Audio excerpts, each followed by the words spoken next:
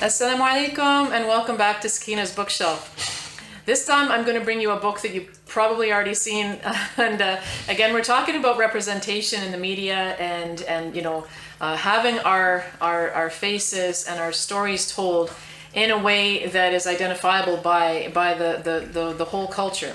This might be a book that non-Muslims will even purchase for their children to explain to them Ramadan. It's Ramadan, Curious George.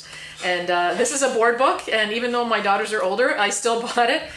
There's a beautiful story in here, and of course, in the fashion of the Curious George books, it's a rhyming story about Curious George. He's staying with a friend called Kareem, and Kareem's family are Muslims, and so he breaks his fast with Kareem. And then they eat together. They eat chocolate dipped bananas, and mashallah, and talking about how in Ramadan the Muslims are more generous with a food drive, and mashallah they give gifts on the Eid and they're looking for the crescent moon. I mean, mashallah, I mean it's exactly what you would think, and but it's just very sweetly drawn. Of course, traditional Curious George illustrations. Ramadan is almost over. The special month will end soon. George and the man search the sky to catch a glimpse of the moon. There it is, George points. He found it, a thin crescent shining light. Tomorrow is the Eid festival, but the celebration will start tonight. MashaAllah.